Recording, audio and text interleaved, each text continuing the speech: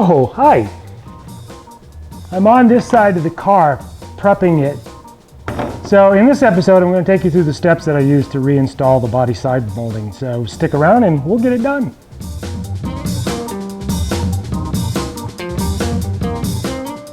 As I was looking over the condition of this side molding, I realized that there were some issues with it, and I'll share that with you here in a minute. But before I decided to restore this, what I did is I went online to see if I could find some replacement. And I was able to find some of this molding that the seller claimed to be from the original manufacturer. I don't know if that's true or not. There's a couple problems with that. First problem is that it is very expensive. Just to replace these two sides of the molding, it would have cost me nearly $70 between purchase and shipping. So that was a real factor in my decision to sort of move through this and do the restoration on it. The other thing is, anybody that knows me well knows that I've been doing restorations for years, or have been involved with restorations for years. Not just cars, but more firearms, buildings, furniture. So I've done a lot of this, and I've been able to sort of get into the philosophy of restorations. And again, those who know me well know that I have a very strong feeling about originality. I've owned this car since it was new. I know what's been replaced on the car, and it hasn't been much. This car is really as produced from the factory. So it is a living history of what this car looked like coming from Pontiac back in 1975, and I'm very much about originality. And you got to realize that these things are only original once. These parts go on this car only one time, and then from that point it's whatever the current owner decides to do with this. There are some issues with this body molding that are prompting me to really look at this closely. And one of the first things that shows up is the molding as manufactured had this plastic chrome stuff that went on it, and it's coming off on a lot of the pieces. I have a couple pieces left that still have that original chrome intact. I'm going to leave it. I'm not going to pull it off. I'm not going to do anything with it. I'm just going to let it stay on the car until at such time it begins to fail. Now, there's no way in my ability currently to replace this, so I'm not even going to try. But the molding itself is in really good shape other than that. So instead of trying to figure out how to do this, how to replace this, which again I can't, there's no way, what I decided to do was to clean this up, and I'm going to use this Krylon chrome paint. It's not exact, it doesn't look exactly like chrome, but for this exercise, it's going to be close enough. So in this episode, what I'm going to try and do is clean up this plastic molding as best as I can, prep it for paint, and then I'm just going to spray the chrome paint on it, let it dry for an hour or two, and then get it reinstalled. And I'll tell you how I do that on the other side, because not only do I have to prep the molding, but I've also got to prep the side of the car in order for this to stick properly. All right, so let's get started. Let's get this molding cleaned up. All right, the first thing I have to do is to get this chrome coating off this front piece. It was all wrinkled. I showed you that. I had to literally scribe this a little bit to sort of cut it away, and it peels off pretty good.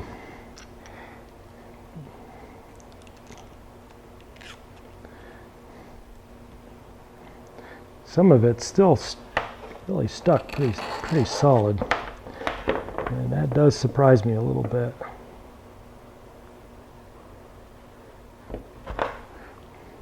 I think some of this I'm just I'm not going to get too excited about it. I'm just going to leave it the way it is. One of the things that we talk about in restorations is, and I mentioned this in my video on restoring a Auto 5 shotgun, is we try to do, kind of the number one rule is to do no harm. And you don't want to alter things so much that they're irreversible. So everything we do, we want to make sure it's reversible, that we can go back to an original state, or at least discover that original state where we can. So someday, if one of these moldings weren't reproduced, and today so much of these car parts are being reproduced for these classic cars, but someday if they weren't being reproduced, or if this particular one was never reproduced, if I were to leave at least some evidence of what was there, for instance, leaving some parts of the chrome, or leaving this one the way it is, assuming that it doesn't begin to peel someday in the future, some future historian, some future restorer would then have the ability to see what was, or see the lineage of history or changes that get made. So we try to do no harm, to leave as much of what was original there as we can. Now I know that in a lot of restoration circles it sort of doesn't mean anything, but when you're serious about restoration or preservation as a field of endeavor, then you really kind of think about this stuff before you do any of that kind of action. If you haven't seen it, I really recommend that you go and take a look at that Auto 5 restoration, and you can sort of see how the steps that I went through to get it there, and some of those explanations will show up there as well. All right, so on this longer piece, that chrome came off a long time ago. So what I need to do next is get off the remnants of the two-sided tape that General Motors used when they installed this, and you can see some of it here. So how am I going to do that? Well, I'm going to use my wife's hairdryer, and these are the sort of things that you always do when she's not around. So I'm going to heat up the rubber, heat up the molding on the hot side of the hairdryer. That should soften it up enough that I can use this putty knife and get it off. So let's go ahead and do that.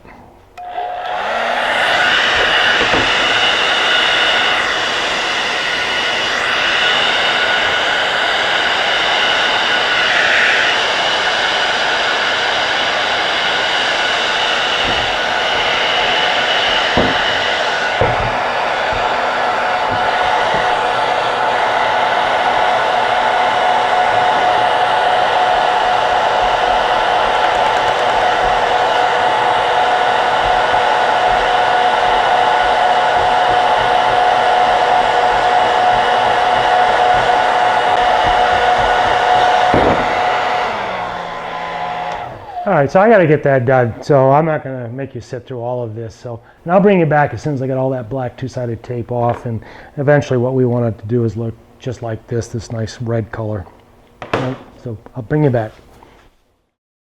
All right, so I got all the two-sided tape off, and I had to use some acetone in order to get the sticky off, the rest of the sticky residue off. But you can see we're pretty clean here, so I'm pretty happy with that. So the next thing we're going to do is we're going to actually wash the molding down. What I opted to do was to use some Dawn dish soap, the stuff they use to clean little baby ducks.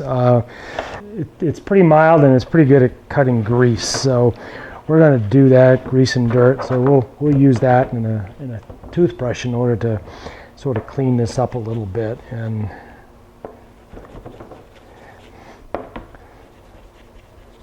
before I put the paint on it, I want to make sure I've given a good clean surface that the paint can ultimately stick to.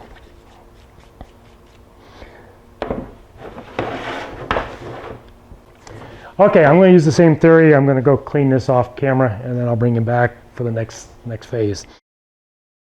Now, after I got it cleaned using the Dawn dish detergent and the toothbrush, I brought it into the kitchen and rinsed it off in the kitchen sink using really hot water.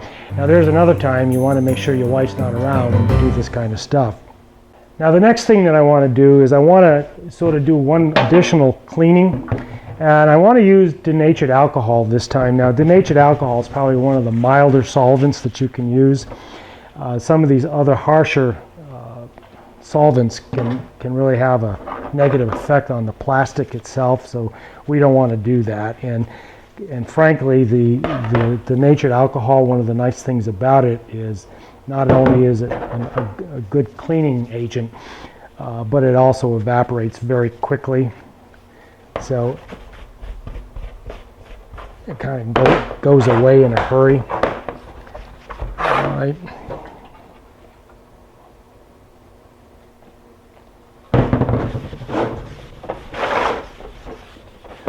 Again, I want to make sure that the surface is prepped as well as it can be, or as good as it can be for the paint to adhere to. It also really kind of helps clean that red color, the red plastic insert as well. All right, what I'm going to do next is I'm going to bring this outside and I'm going to put it in the sun for probably 15 or 20 minutes to make sure that I get all that water and all that alcohol evaporated. All right, so again, I'll bring you back for the next part of this. The last thing I need to do before I paint this is to tape off the red strip in the center of the molding. That's the decorative red that sort of matches the color on the back of the car. I did some experimenting before I brought you back, and what I found one of the easiest ways to do this is to take some regular painter's tape. This is a little bit higher stick on this tape. I was afraid that the light stick wouldn't adhere well to the textured plastic center. So I used, again, like I said, a little bit higher stick on this, and I just going right over the top of this, trying to center that tape right to the red plastic itself. And then using my putty knife, just sort of tucking that tape before. In other words, I tried not to stick it to the outside edge, and just using my putty knife, just try to fold it in to that perpendicular edge, or to that sharp edge on the inside of the molding, trying to keep it stuck to. There's three sides to this molding. There's the top, and then there's two reveals on the edge. So I'm trying to keep that tape so that it adheres to all three sides of that red molding. And then just using my putty knife, again, just trying to force it in the best I can.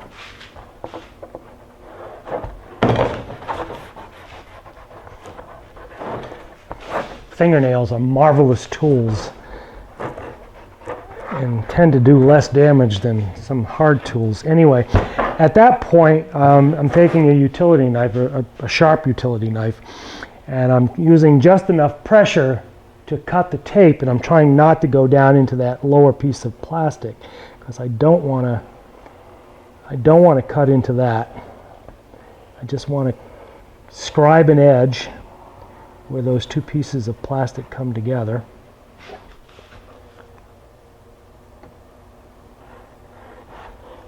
Coming in at about a 45-degree angle to the two pieces. And then it actually peels away pretty clean. Again, sort of when you pull this painter's tape off, you want to pull it back and then off on a slight angle. And we'll do that on both sides.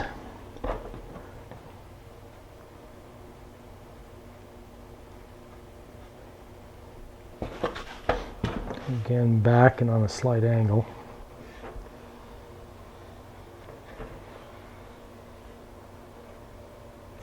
All right. And once again, I'm going to go in with a putty knife. See if I can keep that is square against those lower pieces of plastic. Then fingernails, as I said, they're marvelous tools for getting into places that tend not to damage things. So then we end up with this piece of red plastic all taped off. This is not something I'd want to be doing all day long. That was tedious work. All right, so I'm going to move this all outside so that we can spray the chrome. I don't want to spray it inside my garage because I don't want that overspray all over the car and everything else. So let's get it all outside and spray paint that chrome.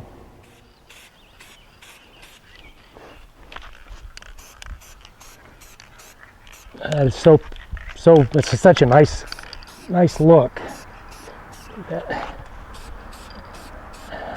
I'm hoping that when it goes on the car, it sort of mimics the original look. There's little bits of metal flake in here, and I think it's that metal flake that really helps give it that chrome sheen. All right, let's let this wait another 5 or 10 minutes, and I'll put the second coat on. I let the chrome paint dry for about an hour and a half, and then came out and looked at it, and it had a little bit of a gray cast to it.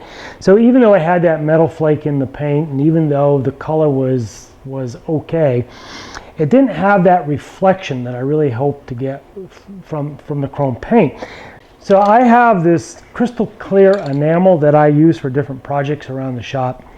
And I thought, well, why not give it a try as an experiment and see how it comes out. So I tried it on the small piece, and it looks pretty good. It takes that color. It's still a little bit grayer than the chrome on the original piece, but it now has reflection. It now shines back at you, so it gives it a little bit more of that touch of chrome. It looks, because it reflects back at you, it looks a little bit more like a mirror finish. So I ended up going back and spraying the entire long piece and let that dry. We've let that dry for a while, so I think I'm ready to put this on. So let's get all this stuff cleared out of the way, and I'm going to prep the side of the car. I'll show you how I do that, and then we'll get these things installed.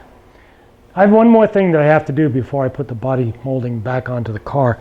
I have to put the double-sided tape onto the back of the molding itself. I'm using 3M double-sided tape. It's actually made for trim molding, so I need to get that put onto the back of it and get it prepped so that when I've got all of the lines put on the car, I can just simply put this on. One of the things is that this piece, this one trim piece, has a pointed end, and I have to cut this trim molding so that it sort of fits into that. So I'm going to do that right now. I don't know how critical this is or how close it's got to be, but we'll put a point on it.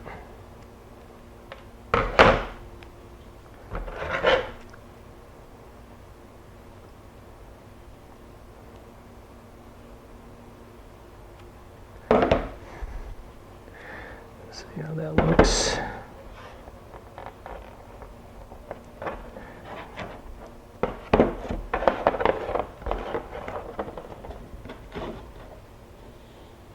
This stuff's so damn sticky that I can't even get it off my fingers. Okay, so that's not going to work. Let's try it this way.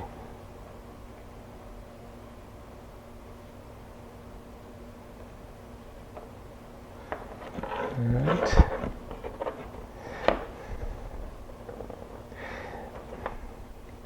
This is a 1/2 inch tape,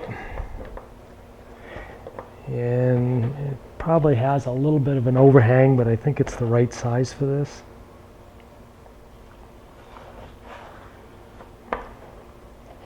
Boy, once that's on there, it's on there. Holy cow.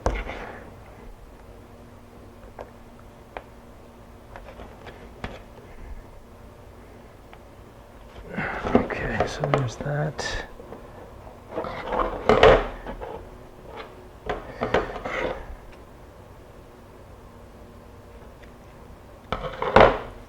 So that's what that looks like. This red backing, I have to remove that when I put it on the car, but I'm obviously not going to do that just yet. All right, so that's how that's done. I'm going to finish this large piece and then we'll set up the car to get that done.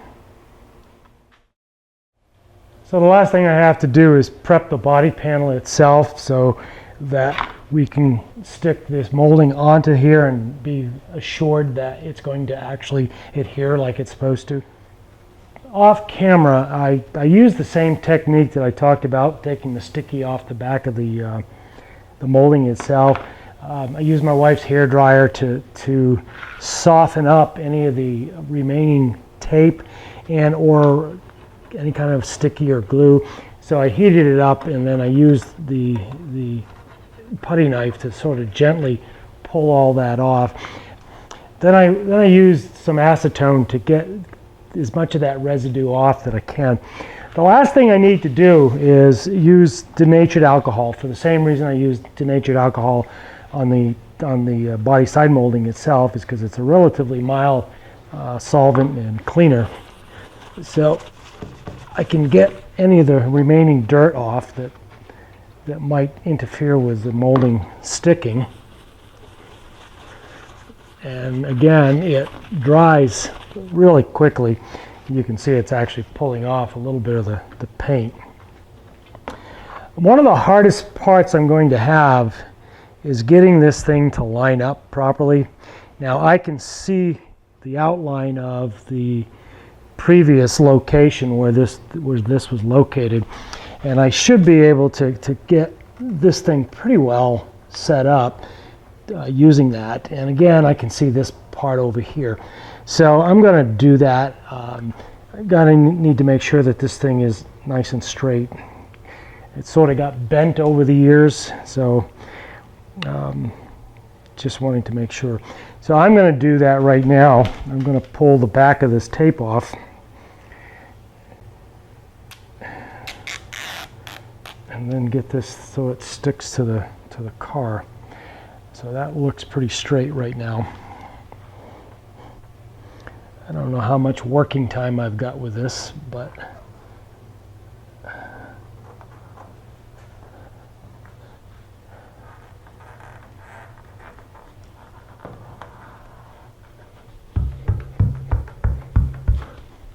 now, if you've been watching this, you remember that I had to go in and pull a couple really good-sized dents out of here in order for this thing to glue and stick properly without a big gap. So if you didn't see that episode, it's up on YouTube. You can go take a look at that. There's a little bit of paint overspray. I'll get that off at the very end. Boy, that does stick hard. Okay, and like I said, there's a little bit of a reveal back down inside of here, which is good, so it gives sort of shape to that molding. I have to do the same thing to the balance of the door, and I'm going to, again, I've already taken off most of that residual glue, and now I just want to go ahead and clean it with the denatured alcohol to get any of the dirt and stuff off from it.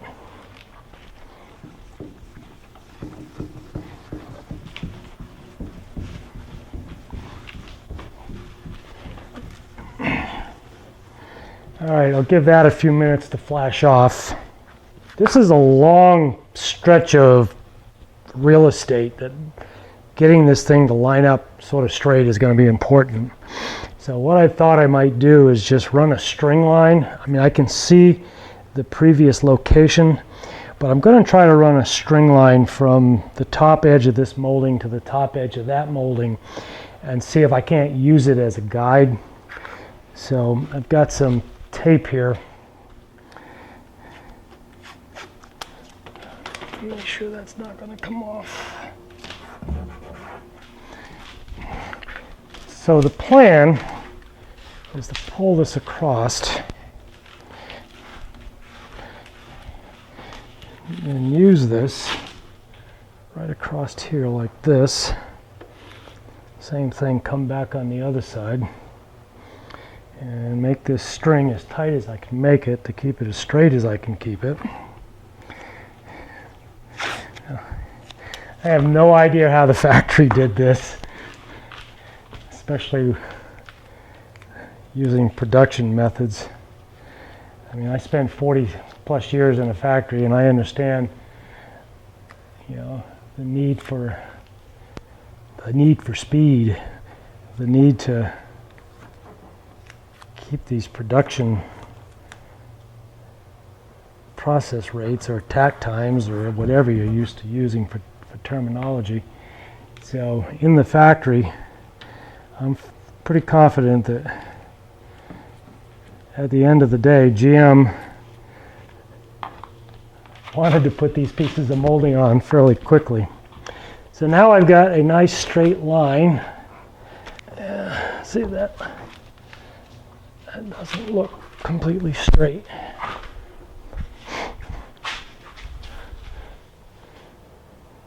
Doesn't, but it does follow that body line.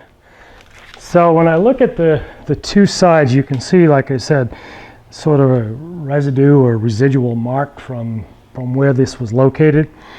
And it appears as though they crowded the molding to the back and left a somewhat larger gap up here. And if I go on the other side, it appears they did the same thing there. I don't know why. May have something, I bet it has something to do, yes, I do know why. I bet it had something to do with the door being opened, so that when the door opened, it would actually, the front of this would skip over to that piece of molding. I know that's what that's for. All right, so let's see if we can do this by ourselves. This ought to be fun.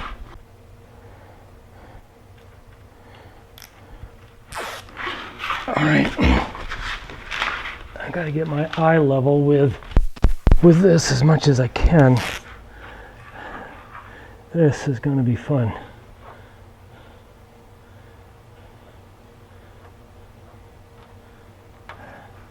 Damn, that's sticky. Okay.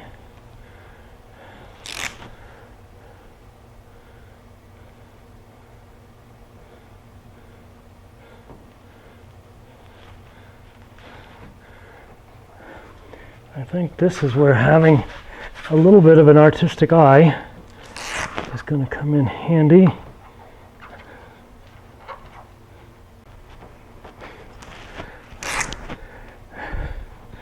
Something tells me this isn't the way the factory did it. Boy, keeping that level is going to be tough.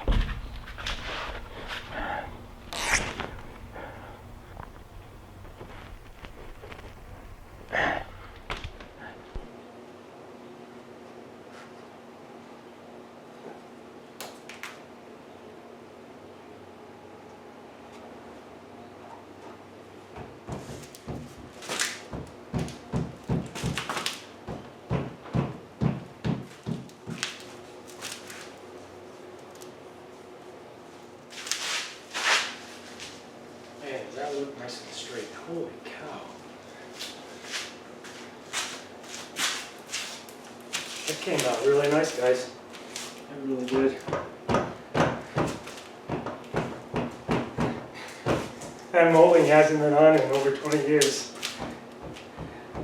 It's been sitting in the back seat of the car. Not in the back seat, actually in the back footwell.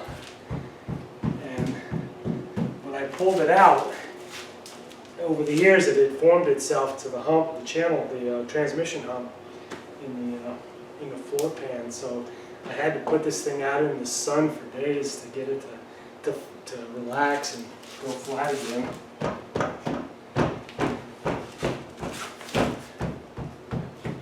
Alright, that is cool.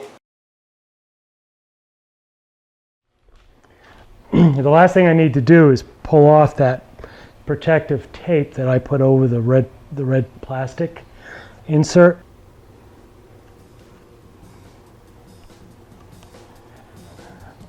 Oh, is that sweet?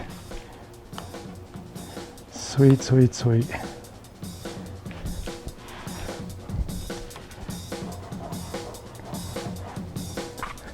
That is freaking awesome.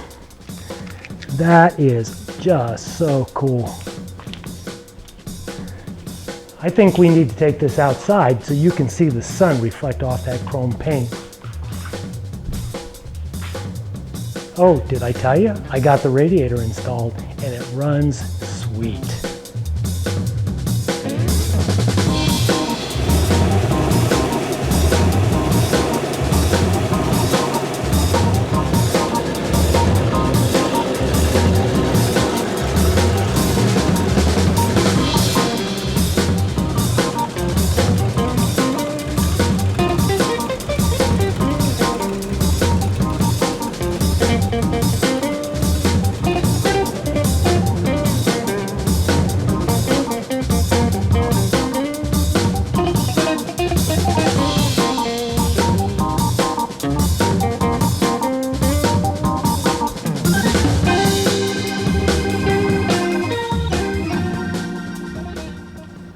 All right, everybody, that ends this episode. I still have to put the molding on the other side of the car. You don't need to sit through that. This is going to go on exactly the same as this. I'm going to go through the same process. So when I get that done, the next episode, I plan to try and buff out, or rather to clean and buff out this paint and then get a nice wax job on it. We're never going to make this brand new again. But I think that if we do some real careful cleaning and buffing, we're going to be able to get this shine to come back, the color to come back, and this car is going to look really sweet when it's done. So, like the video, subscribe to the channel, ring the bell so you get notified the next time I post a video, and please comment. Comments are always appreciated. Until the next video, thanks for watching.